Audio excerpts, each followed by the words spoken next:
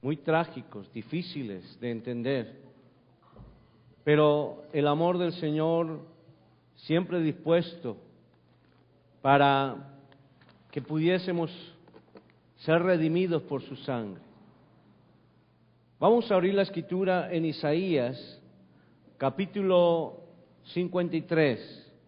Isaías, capítulo 53, versículo 1 al versículo 7. Isaías, profeta Isaías, es el profeta que más habló, podríamos decir el profeta mesiánico, que más habla de la vida del Señor Jesucristo. Isaías 53, versículo 1 hasta el versículo 7. Dice la palabra del Señor: ¿Quién ha creído a nuestro anuncio? ¿Y sobre quién se ha manifestado el brazo del Señor? Subirá cual renuevo delante de él, y como raíz de tierra seca. No hay parecer en él, ni hermosura. Le veremos más inatractivo para que le deseemos. Despreciado y desechado entre los hombres, varón de dolores, experimentado en quebrantos, y como que escondimos de él el rostro. Fue menospreciado y no le estimamos.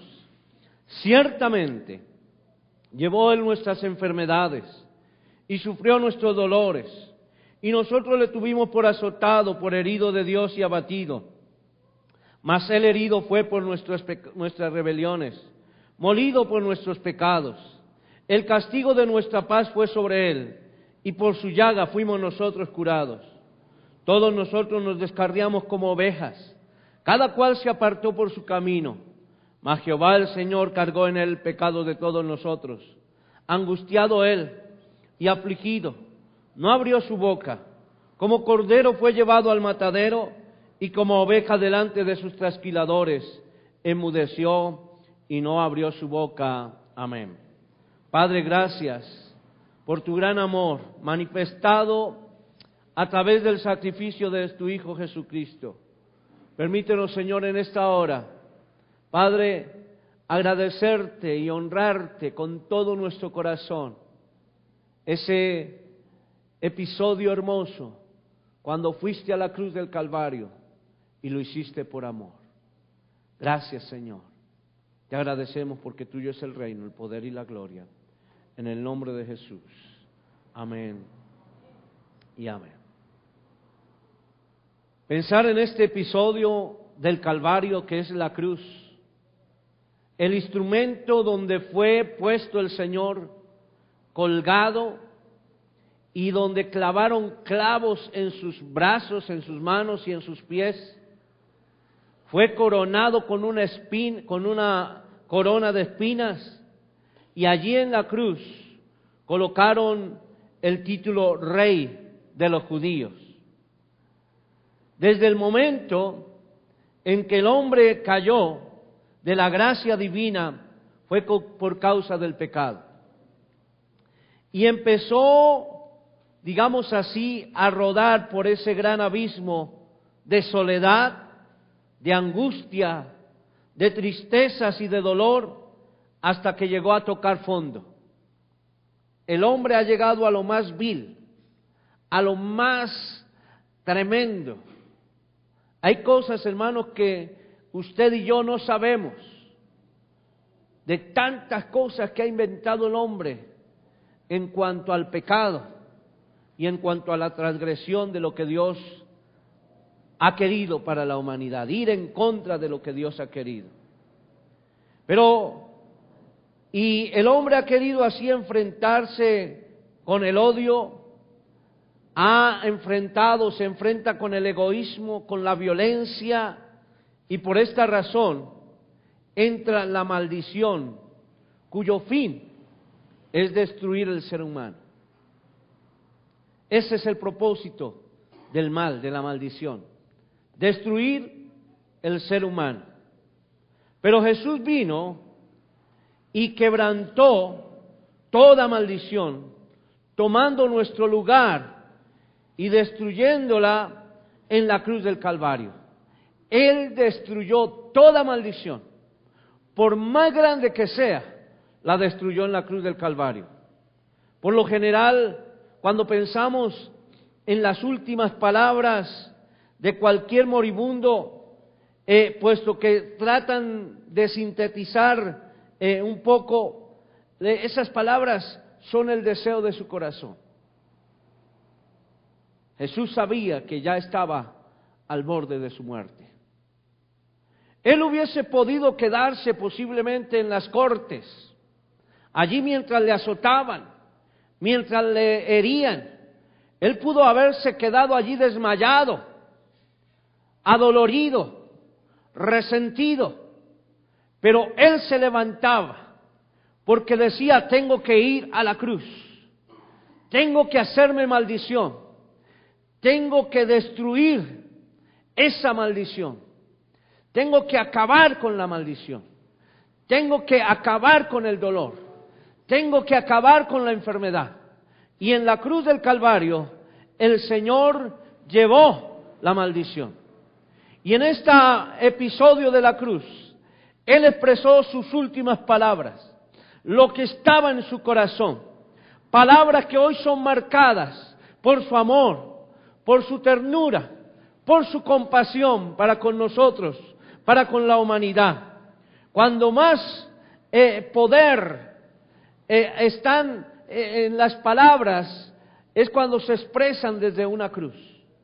Podríamos pensar que esas palabras que el Señor Jesús expresó en la cruz del Calvario fueron palabras expresadas con gran amor, pero también con el deseo de bendecir a la humanidad. Y una de las expresiones, la primera expresión la encontramos en San Lucas, capítulo 23, versículo 34. Era la expresión del Señor Jesús en la cruz. Esta es una palabra de perdón. San Lucas, capítulo 23, versículo 34, dice la palabra del Señor. Y Jesús decía: Padre, perdónalos porque no saben lo que hacen. Perdónales porque no saben lo que hacen. Una palabra de perdón. Qué difícil es expresar perdón cuando todos están en nuestra contra. Muchos estaban en contra del Señor. Una gran cantidad de personas estaban en contra del Señor. Pero el Señor nos da la más grande lección de amor cuando dice: perdónalos, Padre, perdónalos porque no saben lo que hacen. Se cree que todo el tiempo que Jesús estuvo crucificado en la cruz, estaba repitiendo estas palabras: perdónalos porque no saben lo que hacen. Desde el momento en que decidimos dar toda nuestra vida a Jesucristo, desde el momento en que entregamos nuestro corazón, experimentamos un nuevo nacimiento. Y qué bueno que cada uno de nosotros podamos empezar a vivir una vida de honestidad. Tenemos la capacidad, en ese nuevo nacimiento, tenemos la capacidad de perdonar a aquel que nos ha ultrajado, porque lo hizo el Señor Jesucristo. Cuando experimentamos el nuevo nacimiento, podemos perdonar contra todo hecho malo contra nosotros. Posiblemente alguien ha querido, te ha ultrajado, te ha maltratado, posiblemente alguien te ha herido, y ha pasado el tiempo y no has podido perdonarlo, pero Jesús, podemos decir, Él desde el momento en que era ultrajado, podía y decía: perdónales porque no saben lo que hacen. Desde el momento entonces en que entregamos nuestra vida al Señor, podemos igualmente que, como lo hizo el Señor, perdonar a aquellos que nos ofenden. Con las fuerzas del Espíritu Santo en nosotros. Pedir perdón por todo lo que piensan cuando hay dolor, cuando hay angustia, cuando hay necesidad. El perdón es la medicina para las naciones. El perdón es la medicina para las empresas, para la familia, para el hogar y para cada persona que en particular siente angustia y siente dolor porque le han ultrajado. Jesús dijo: mas si no perdonáis a los hombres sus ofensas, tampoco vuestro Padre os perdonará vuestras ofensas. La segunda expresión que el Señor expresara en la cruz del Calvario, la encontramos ahí enseguida en San Lucas, capítulo 23, versículo 43. Esta es una palabra de motivación a disfrutar su presencia, a disfrutar de su presencia. El Señor le dijo: de cierto te digo que hoy estarás conmigo en el paraíso. Habían dos hombres al lado de la cruz del Calvario, también crucificados, en otras cruces. Ellos estaban puestos allí porque habían cometido un acto contrario a la ley. Habían hecho algo malo. Y dice la Escritura que uno de los malhechores que estaba colgado le injuriaba diciendo: si tú eres el Cristo, sálvate a ti mismo y sálvanos a nosotros. Claro, el Señor Jesús hubiese podido bajarse de la cruz. El Señor Jesús hubiese podido evitar, pero Él estaba en la acción que el Padre le había asignado. Y era ser crucificado.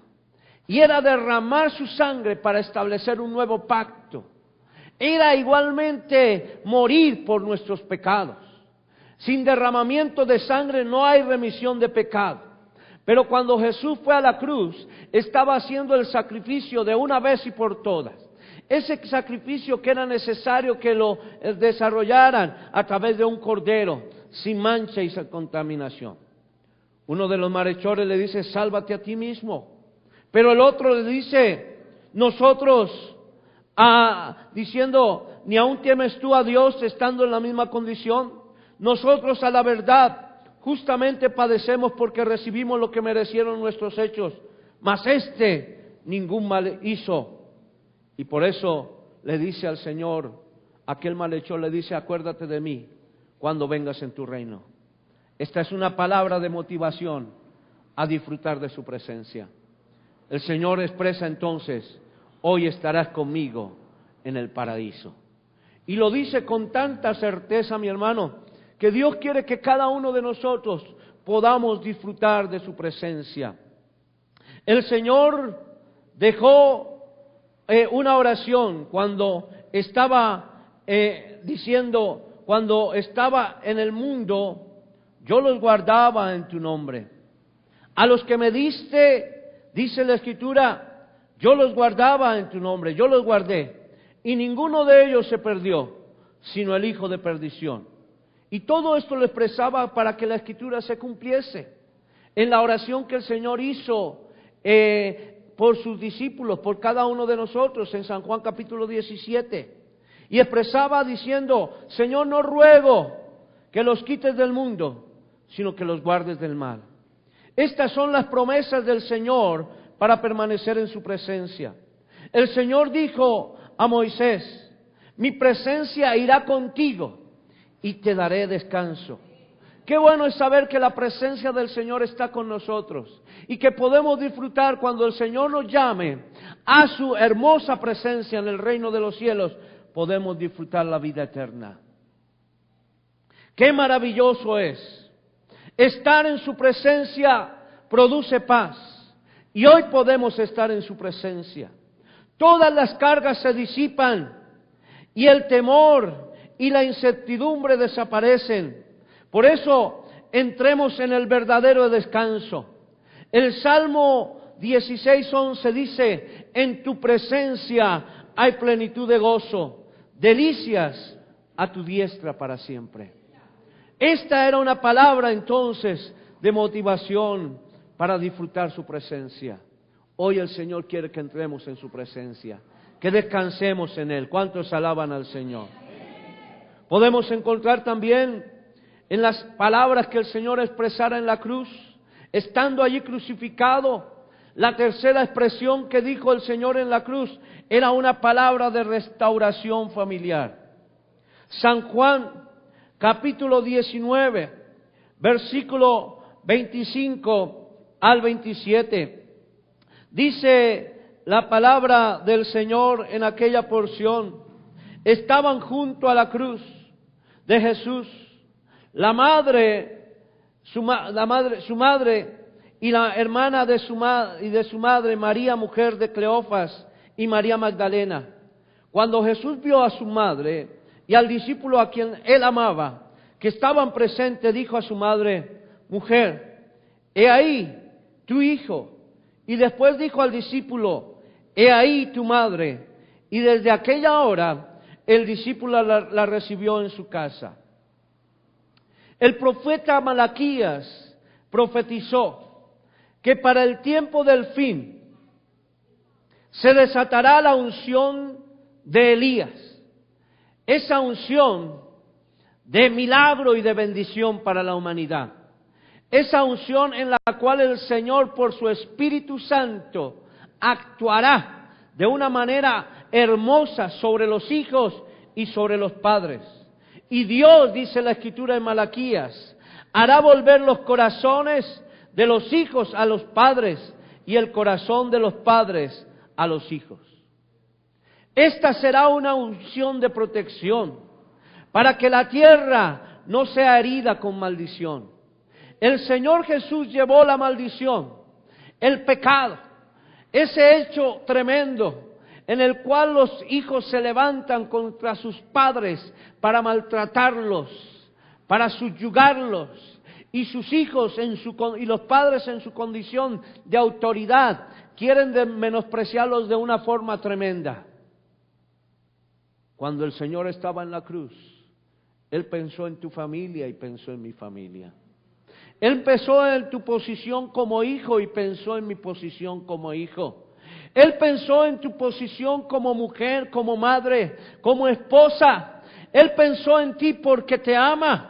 Y entonces expresó a María, la madre del Señor, le dijo: he ahí tu hijo. He ahí tu hijo. Y al discípulo le dijo: he ahí tu madre. Podíamos pensar dónde estaba la posición, dónde estaba el padre. José ya había muerto, pero seguía la existencia de la familia. Y cuando Jesús estaba en la cruz, Él pensó en todos los hogares de la tierra.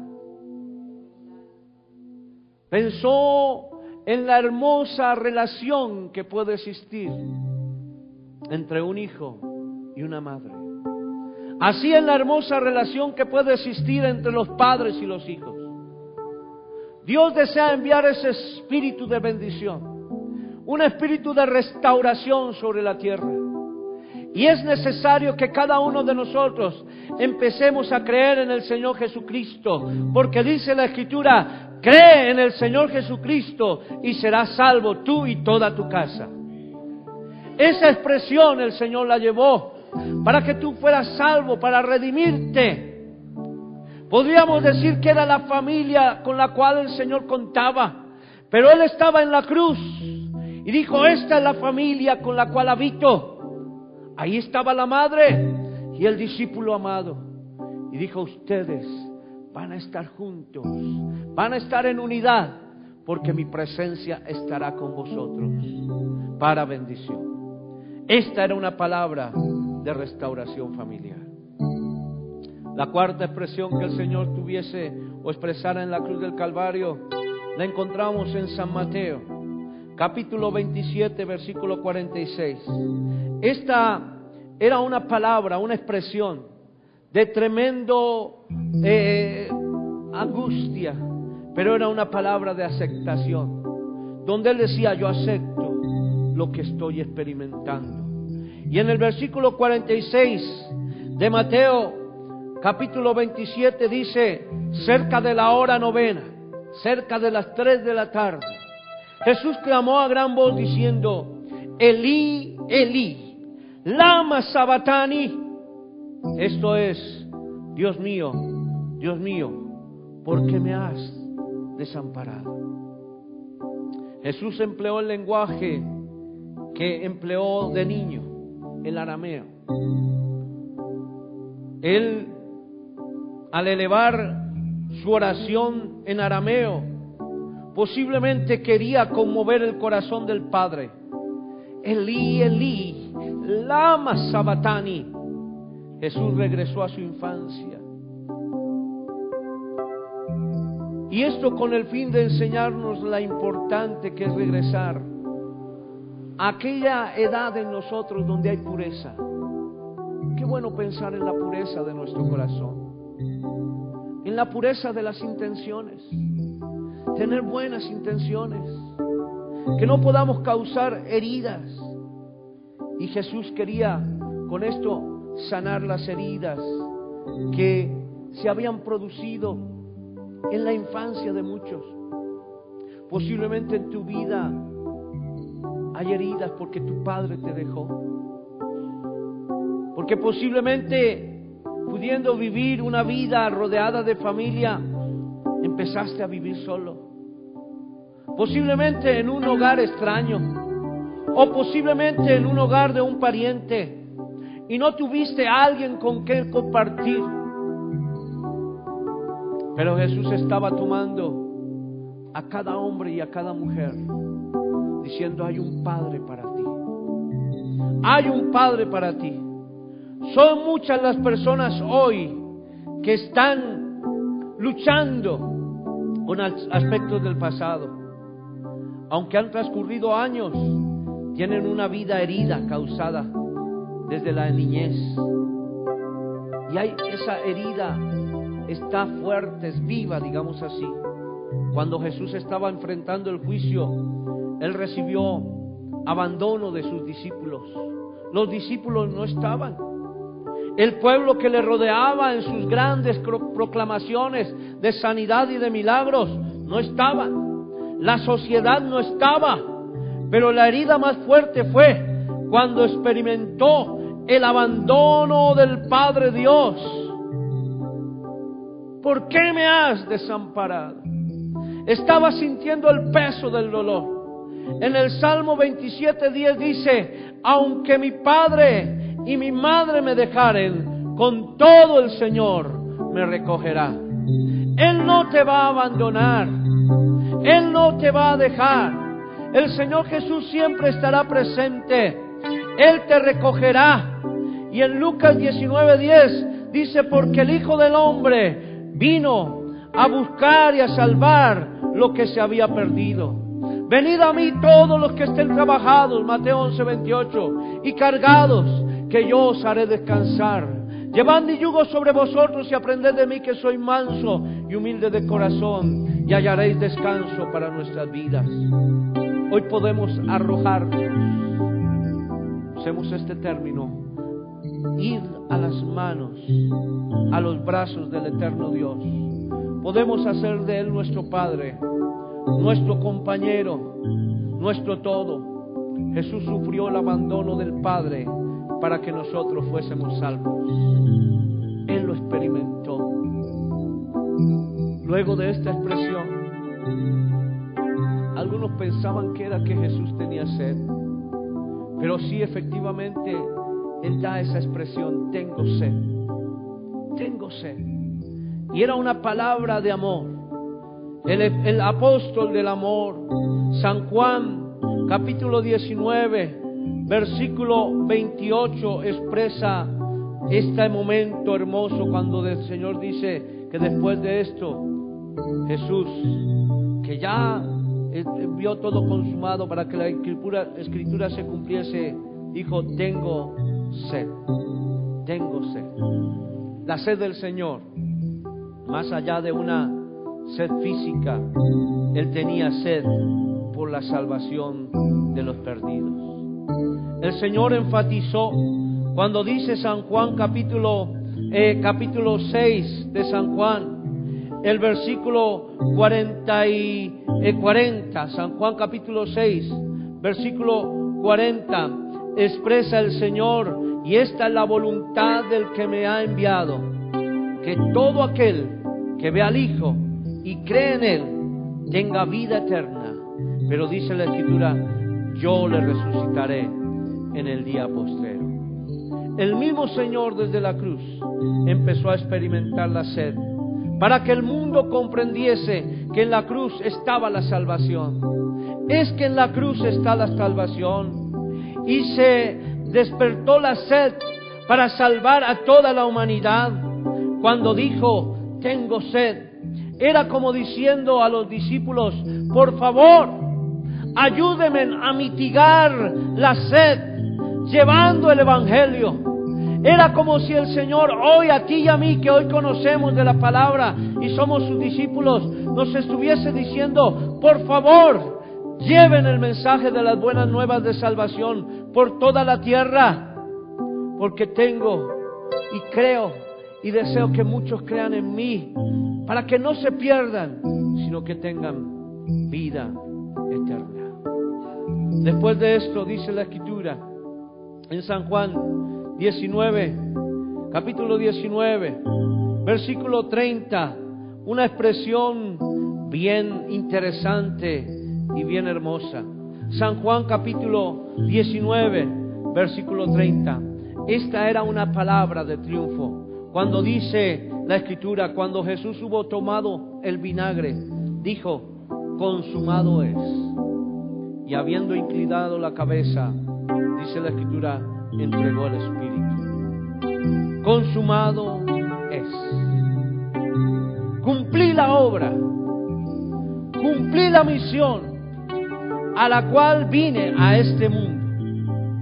El Señor tuvo un propósito, tuvo una meta. ¿Sabe por qué usted está en el mundo? Podríamos pensar, ¿qué propósito tiene su vida? Podríamos pensar cada uno en particular, yo sé por qué estoy en el mundo. Yo sé o pienso cuál es el propósito en mi vida.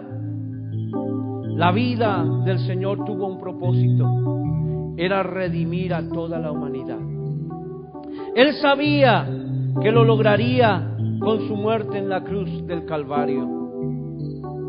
¿Quién cuando nace piensa o se imagina que debe prepararse para morir?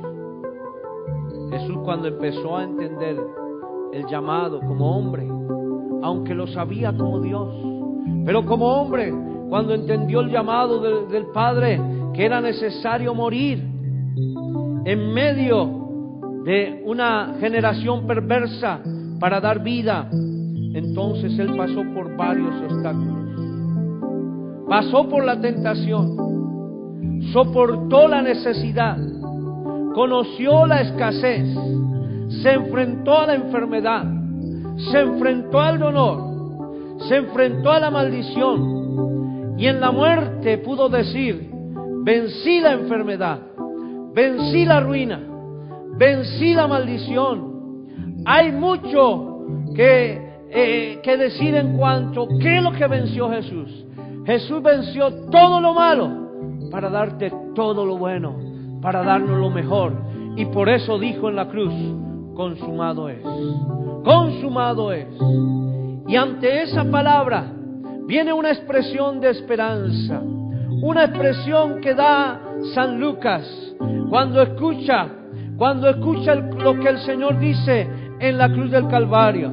San Lucas capítulo 23, versículo 46, dice la Escritura, entonces Jesús clamando a gran voz dijo, Padre, en tus manos encomiendo mi espíritu.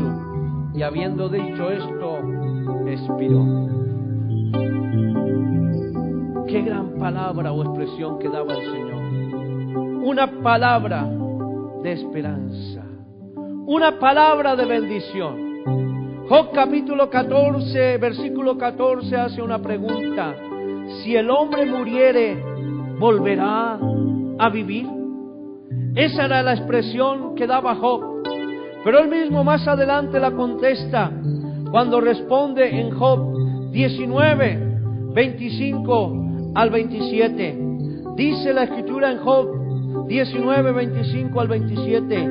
Yo sé, expresaba Job, que mi Redentor vive y al fin se levantará sobre el polvo, y después de deshecha esta mi piel, en mi carne he de ver a Dios, al cual veré por mí mismo, y mis ojos lo verán, y no otro, aunque mi corazón desfallece dentro de mí.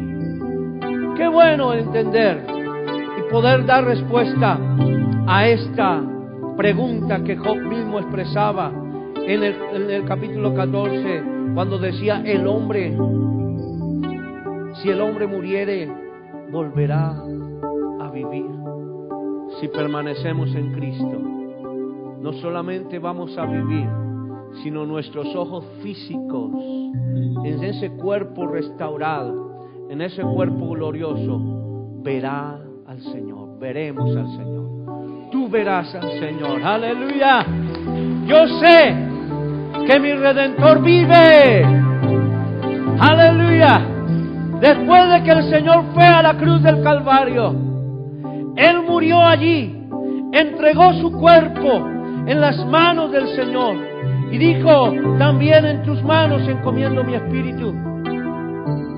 Y ese cuerpo fue a la tumba, entregó su espíritu en las manos del Señor, y el cuerpo fue a la tumba. Y dice la Escritura que al tercer día resucitó. Por eso hoy está sentado a la diestra del Padre.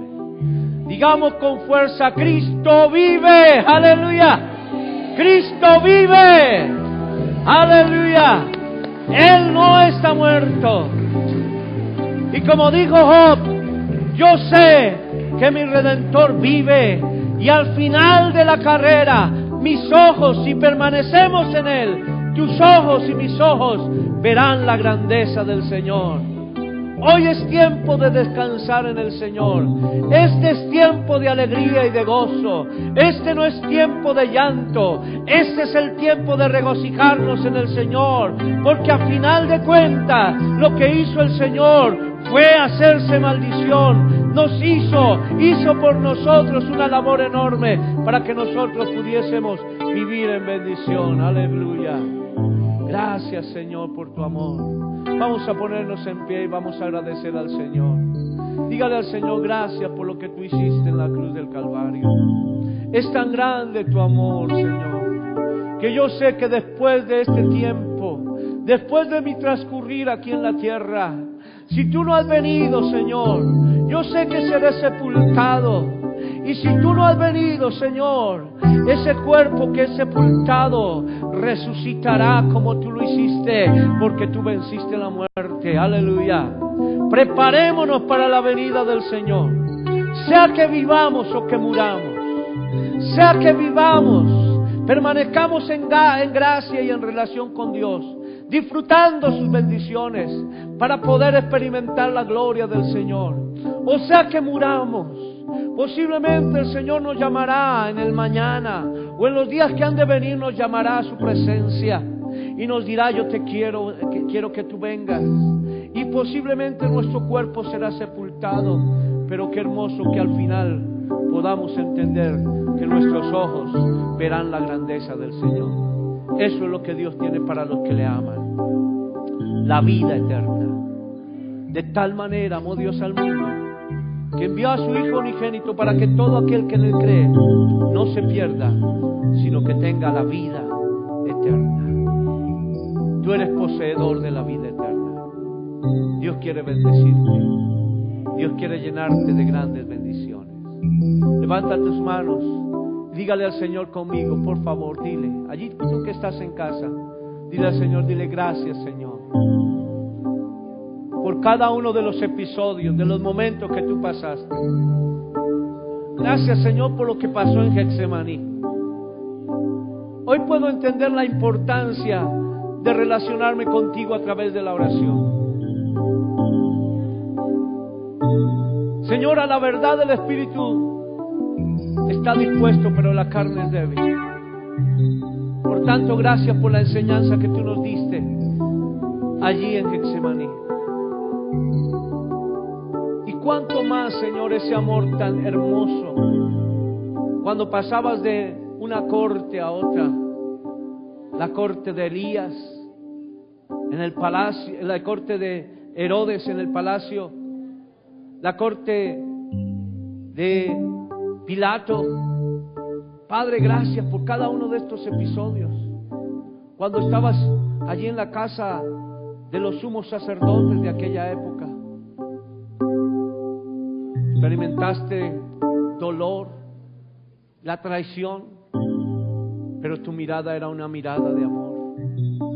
Gracias, Señor. Y en la cruz del Calvario fue el momento más sublime, Señor, cuando expresaste tu amor a cada uno de nosotros. Gracias, Señor, porque te veremos, porque tú estás vivo, porque tú moras en nuestro corazón. Aleluya. Dile, Señor, gracias. Dile al Señor, gracias. Gracias, Señor. Gracias, Señor. Ahora te invito a que recibas a Cristo en tu corazón. Dile, Señor, te recibo en mi corazón como mi único y suficiente Salvador. Dile allí en casa donde estás, dile, Señor, te recibo en mi corazón. Hazme tu hijo para que yo pueda avanzar contigo cada día. Gracias, Espíritu Santo. Gracias, Señor. Dile, hazme tu hijo y perdona mis pecados. Escribe mi nombre en la cruz del Calvario, en el nombre de Jesús. Amén. Amén.